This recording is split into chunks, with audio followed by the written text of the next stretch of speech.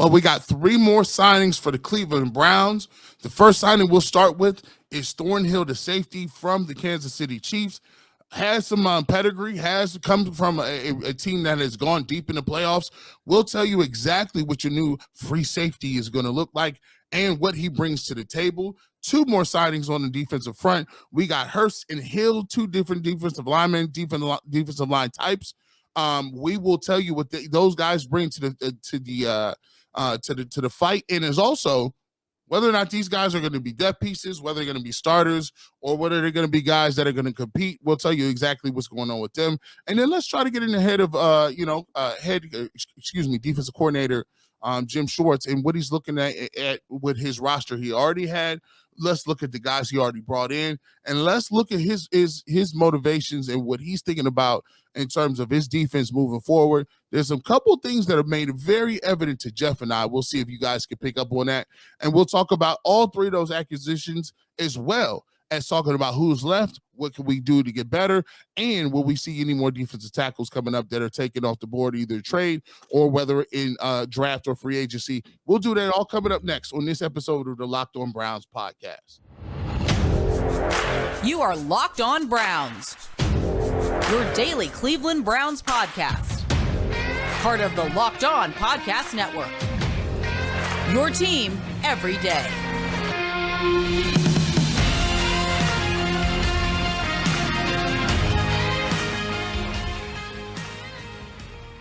Welcome back, my friends, to the show that never ends, your daily delivery of all things Dog Pound, LGB on the LOB, the Locked On Browns podcast, brought to you by the Locked On Podcast Network, your team every day. Your hosts, Jeff Lloyd at Jeff_LJ_Lloyd from the Ultimate Cleveland Sports Show, 92.3, the fan on air personality, the barbershop every Saturday morning, Mr. Garrett Bush at GBush91. We appreciate all of you for making Locked On Browns your first listen every single day, whether it's on your favorite podcast platform, always available, always free, here on YouTube. Make sure you subscribe, and those numbers have been jumping. We really appreciate you guys. Told you it'd be a big week, obviously, a lot more to come here, so appreciate coming along for the ride. Make sure you subscribe, as I said, and make sure you have notifications on, so when the new content drops, you guys are there to digest it. Throw some likes on the episodes, help us push these bad boys. Appreciate you all. And of course, you got Roku TV. Go ahead, search Locked On Cleveland Sports. You will find us, the Locked On Browns podcast, the Locked On Cavaliers, Locked On Guardians, and of course, the Ultimate Cleveland Sports Show as well. Busy past 24 hours. I don't even think G and I had the editing done. I don't even think we had it loaded yesterday when the Juan Thornhill news dropped. I had closed yesterday, talking with G about, this is something I was really, really hoping for. A championship pedigree type player, holds 2 Super Bowl rings, played in a 3rd Super Bowl. This is a guy that comes into your building and says, the season isn't over in January. Season's over in February. That's the way it works. University of Virginia, an incredible player, 13 interceptions in his time down there. Started his career down in Charlottesville as a cornerback, progressed his way to safety. NFL Combine, ran a 4.42, 44-inch vertical jump, 11.9 broad jump. Juan Thornhill, as talented as a defensive back as he is, he's also an amazing and incredible athlete. The safety market was weird. It seemed basically, Jesse Bates got a huge chunk of change where you still have no idea where it's going with Chauncey Gardner-Johnson. The Browns, which on paper, this deal is essentially 2 years, $14 million, 7 per. You get a guy who can play single high, guy can play double high. He can come down lower. I don't know if you're going to do that as much. We really saw Grant Delpit exceed in that role last year. So you got to think Juan Thornhill is going to be more towards the back end. Not that he can't do other things. And obviously the cornerback background that he had while he was in Virginia, the man-to-man ability is there when he's asked for. So for me, this, Dalvin Tomlinson is probably the most important signing to this point.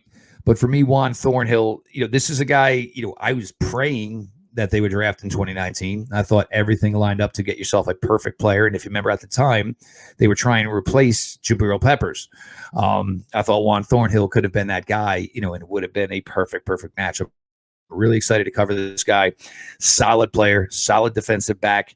As I said yesterday, it was a good day in Berea because you got this one done, and you brought in a guy, who I don't know. I think the expectations are there for the Browns to win, but now you start to bring in guys between Okoronkwo and now Juan Thornhill, who can basically show you their hand and basically what's dangling on the end of these fingers, and make it come to a little bit more fruition what the coaches are preaching to you, G. Yeah, listen, I love this pick. I like it a lot because you didn't break the bank on the free safety position. Plus, I felt you got better. I thought you did. You got it. You got more athletic.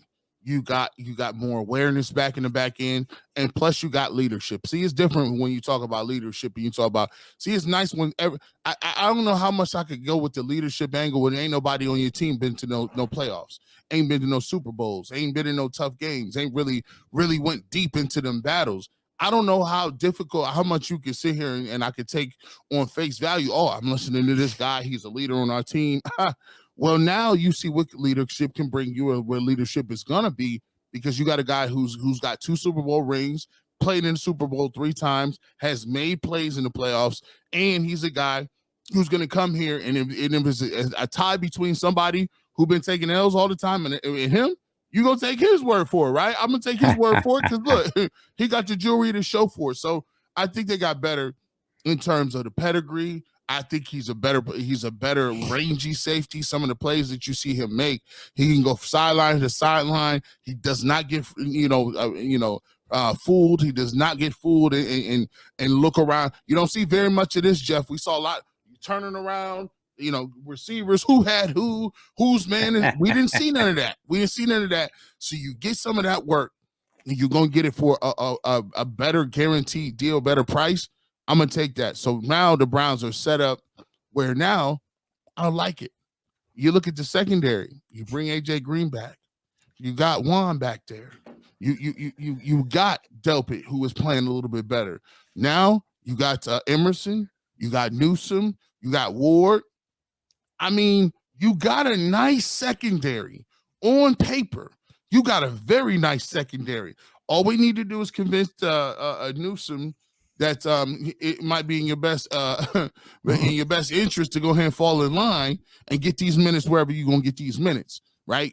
We'll figure it out on the run, because back there in corner land, you got somebody who's always gonna pull a hamstring, right? So Denzel Ward has always been in and out of the lineup. So why not go ahead and get ready to play that slot corner, put some stuff on tape, and when Denzel has a pulled hamstring or a concussion or some other thing that he usually gets, guess what? You go back to the other out boundary corner, and you can show that you can do that too. Hey, at the end of the day, you're gonna get the 50. The Browns have been very up and up on giving guys their 5th-year option. You'll probably get that one, and you'll go into free agency with a lot on your tape. You can say, I played a whole year boundary corner. I played the outside corner. I played in the nickel. I'm physical. I could jump. I could do all those things. And guess what? Somebody else might give you that money, but don't count your money down the line. Just worry about where you're at right now and getting on tape. So I love the move. I'm excited about the move. I think the Cleveland Browns, depending on the way they can line up this last couple of free agents that I want to see and what trades they can make in the offseason between now and when the season starts, it'll show me exactly where I think the Cleveland Browns can really get to. But I really like this move. Really like the move a lot.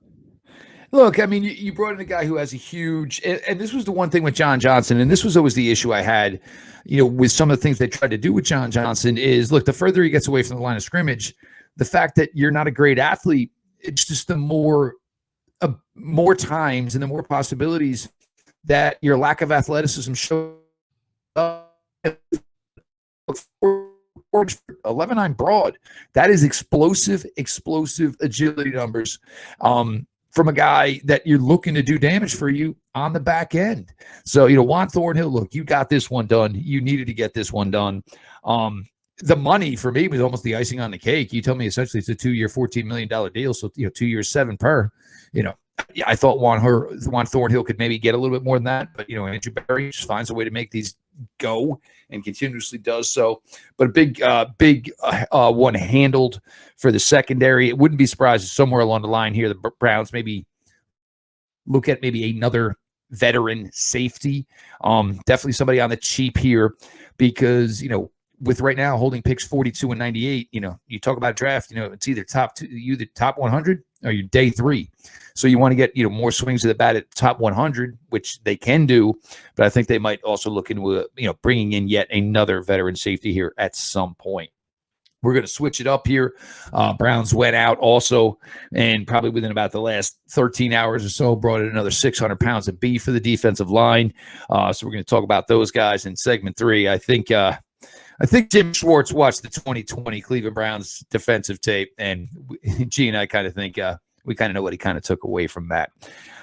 The midway point of the NBA season is here, and now is the perfect time to download FanDuel, America's #1 sportsbook, because new customers get a no-sweat first bet up to $1,000. That's bonus bets back if your first bet doesn't win. Just download the FanDuel Sportsbook app. It's safe, secure, and super easy to use. Then you can bet on everything from the money line to point scores and threes drained. Hey, if you're going to sit around, devote 2.5 hours to any game, FanDuel even lets you combine your bets for a chance at a bigger payout with a same game parlay. Look at the game. There'll probably be 25, 30 bets. If you like some of the long shots, put 3, 4 together, put down some low money, you have a big chance at a high payout.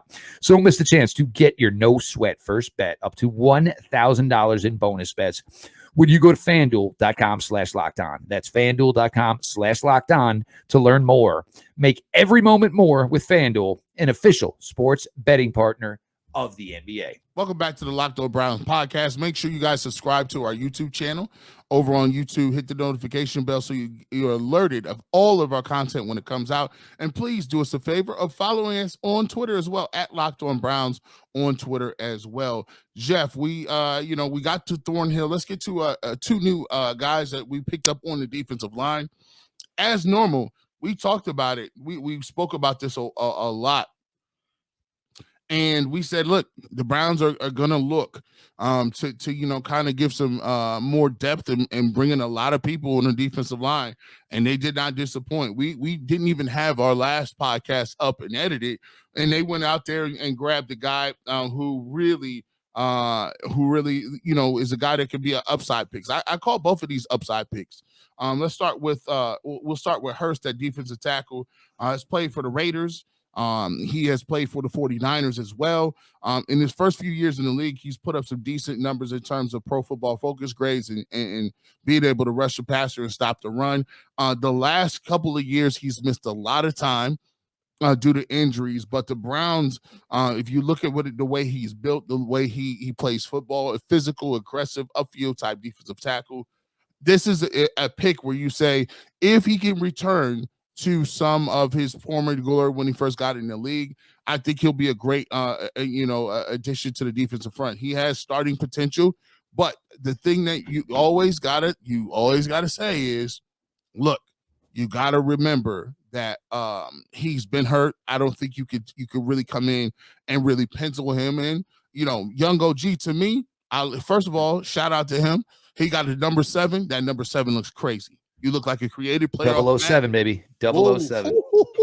Looking crazy coming off the end. I think he's a starter. Tomlinson is a starter. So you've gotten 2 new starters on the defensive front.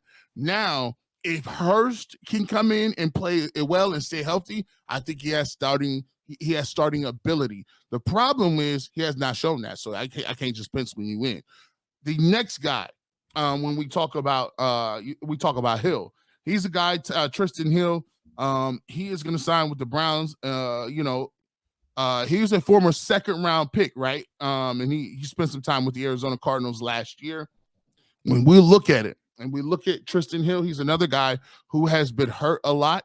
He has not been on the field as much as he would like. He's another guy who flashes some ability, flashes the ability to get upfield, heavy hands, can make some plays in the backfield. He's another guy who, if he comes in, does what he needs to do, and he stays healthy and can contribute, I think this is another upside pick.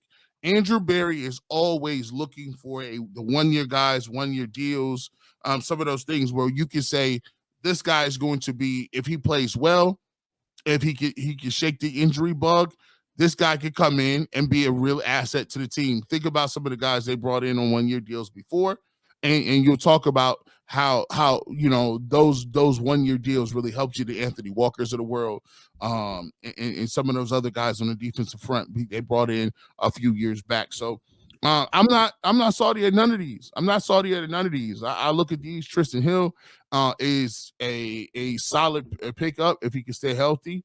Hurst is another guy, solid pickup if they can stay healthy. And basically, this tells us, we'll get to it in the third segment of this podcast.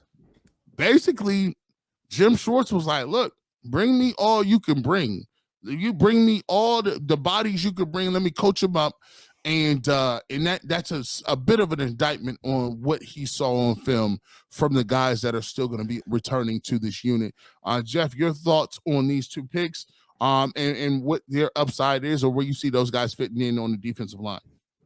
Well, first things first, and I think both these picks, and I had commented, last night on Maurice Hurst.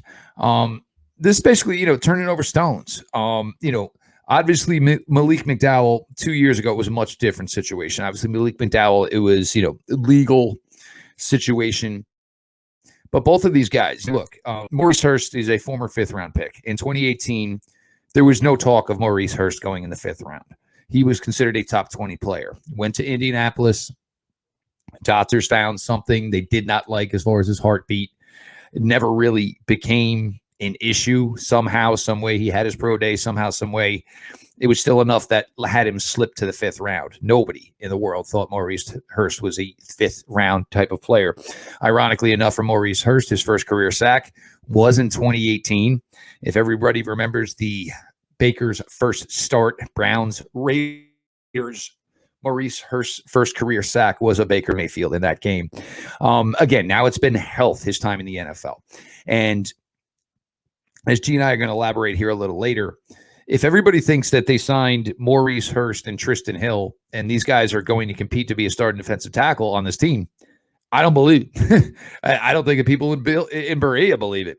If they excelled and they were that good and it turned out to be the case, yeah, they'd be happy. I still think there's probably another defensive tackle coming here, veteran-wise. Tristan Hill. If you want to find maybe the positive here with Tristan Hill, kid's not even 25 years old yet. He's not even 25 years old yet. So, and now you're talking about maybe last chance saloon for Tristan Hill. Time in Dallas didn't end well. Got a game where there was he got fined twice in the same ball game. A couple games later, because the referees were all over him, he was trying to hold up a quarterback to make sure he didn't get a penalty flag thrown against him for unnecessary roughness. Ended up blowout in his ACL in the process. He was a confusing kid coming out of Central Florida. A lot of talent. Maybe the question was, was he really, really going to be committed to the game? And that's kind of how we end up being a former 2nd round pick. And when you should be cashing in at this point in your NFL career, you're most likely taking a job as a league minimum here with the Cleveland Browns. But both the guys brought in at times, there's been talent and there's been glimpses. And I think that's what the Browns are kind of stating here is that, we're going to take anybody right now because we're not sure what's going on essentially with this room as a whole. Maurice Hurst has been a couple of stints, obviously, in the league. Of course, Tristan Hill. There's a little time at the end of this year with the Cardinals. At that point, obviously, their season was just absolute garbage. Dallas, look, they kept him around, for the entirety of his 2nd round contract. They just had to keep adding more people because he never did enough to entice them to give him a bigger slice of the pie. You're going to get an opportunity here, and you're going to start in OTAs. Key for both of them is coming healthy. For both of these guys, if it's last chance saloon, where else would you rather be? Where else would you rather be than a guy that can say, hey, Albert Hainsworth did it, was part of it. Marcel Darius did it, was part of it. And Ndamukong Suh did it, was part of it. Fletcher Cox did it, was part of it. This year with Tennessee, Jeffrey Simmons did it, was part of it. If you're trying to revive what's left of your NFL career and your defensive tackle, Jim Schwartz ain't a bad guy to go play for, G. Not at all, because he's shown the ability to take you from worst to first. He's shown you the ability that he can bite based on his scheme, based on what he calls and how he coaches up his defense. That you can make a dramatic improvement in your from year to year when Jim Schwartz comes over and takes over the helm. So, to guys, I love it. I like the fact that look, some of these guys are going to be. You're taking a flyer on somebody. Some of these guys, you're hoping that they take another step. Some of these guys, you're just hoping that they're able to, take that next step or whatever the case may be. But look, if you can get it to happen, that's a major, major accomplishment. And for all of those people out there, for all of those teams, for all of those individuals, the teams that are very good, the teams that compete year in, year out, guess what? Those teams find a way to get those guys, the Flyers to play well, the late round picks to play well, the guys that came out of nowhere to play well. And so maybe the Browns and Jim Schwartz can get one or two of these guys to do it, and they're banking on that. We're going to switch it up here because G and I have kind of got maybe where Jim Schwartz is at with what is currently in the room for the Browns, the defense tackle position. We're going to get to that here just a second. As always, we appreciate everybody who makes Locked On Browns their first listen every single day, whether it's on your favorite podcast platform, always available, always free, here on YouTube. Hit that subscribe button. Make sure you got your notifications on, and go ahead and check out Roku. Search Locked On Cleveland Sports. You got us, Locked On Browns, the Guards, the Cavs, and the Ultimate Cleveland Sports Show. Welcome back to the Locked On Browns podcast. G Bush, Jeff Lloyd, follow us at GBush91, at Jeff_Eljoy_Lloyd as well. And thank you guys so much for really enjoying and clicking on some of our videos that we've put out there during the free agent period. We're trying to monitor it as close as we can, so we appreciate your support on all of your platforms and making Locked On Browns your first listen of each and every day. Now let's get to the nitty gritty. I think the reason you're seeing a lot of these guys and really I would say defensive tackles be on the board, so to speak, right? And guys going out, we're making flyers and turning over stones and making sure that we get depth and bringing bodies in during free agency to bring into camp to compete is because Jim Schwartz just simply saw the tape. He simply saw the tape. And what he saw on that tape was disgusting. He saw exactly what we saw. It was. It was, right? And when they went to Jim Schwartz and they said, Jim, what do you want? He says, give me as many D tackles that I can find, and I'll weed them out for you. So they went and they it's like gumbo. They went to the defensive lineman pot and they got a big old spoon or cup or dipper and they scraped the bottom and got something for the middle and the top. And they said, here you go, Jim. It's some clams, there's some mussels in here, it's some it's some okra, tomatoes, it got some different, it might be crawfish in there. He said, good, just go ahead and pull it over some rice and I'll figure it out. That's what they're doing. They're going to get all of the defensive tackles that they can find because they don't have anything in the cupboard there. There might be a guy or two, maybe Perry Winfrey, maybe Taven Bryan is gone. Jordan Elliott has shown me nothing in 4 years here. Tommy Togiai didn't show much at all. And these aren't just regular numbers. These guys have historic all-time low numbers. I'm talking about 26%, 35% on PFF. Now, come on. This is tough. You can't win no games doing that. So when you see guys like Hurston Hill in the game that they're bringing in, and you still possibly could see another trade, another free agent come in as a defensive lineman that's penciled in as a starter, what that tells you is the Cleveland Browns massively missed on defensive tackles. Tommy Togiai, the mid-round guys, Jordan Elliott, the mid-round guys, even some of the one-year deals that they hurt Malik McDowell, they maybe thought they could get more out of Malik McDowell and he would be here a couple of years later. They had Jackson in here, Malik Jackson. That he only ended up here on a 1 year. They brought in Tack McKinley on a 1 year deal. He ends up injuring his Achilles. Those moves did not work out well. So you're seeing them have to go back and cover their tracks and get more other guys in here to be able to kind of fill some spots. So, Jeff, for me, I look at this as a move of saying, Jim Schwartz, he looked at his tape. He said, "There's not much in the cupboard. Go out and give me some raw materials, and I'll make the best soup I can with the raw materials that you can get me." And they did a good job so far at end. I think they found a starter in. I think they found a starter at defensive tackle. And now they're bringing in those depth pieces to come compete with a guy like Perrion Winfrey to see who wants to be a starter. It probably went something of this nature. Kevin Stefanski and Andrew Barry said, "Jim, what'd you think of the 2022 film?"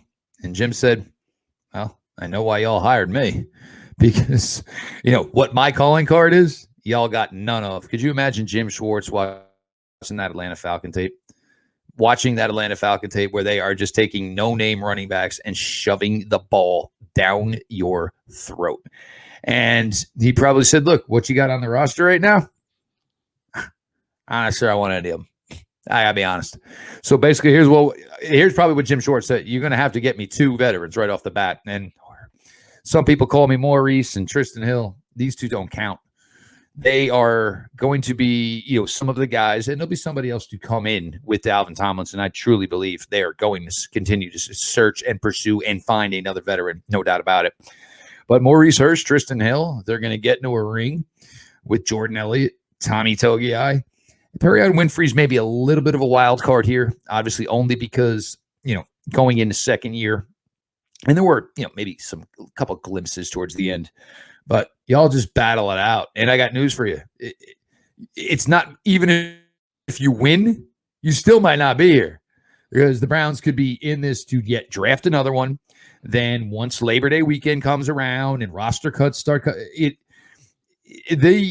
what they did, and look, and we talked about this a million times. Look, you have to self-scout yourself at some point.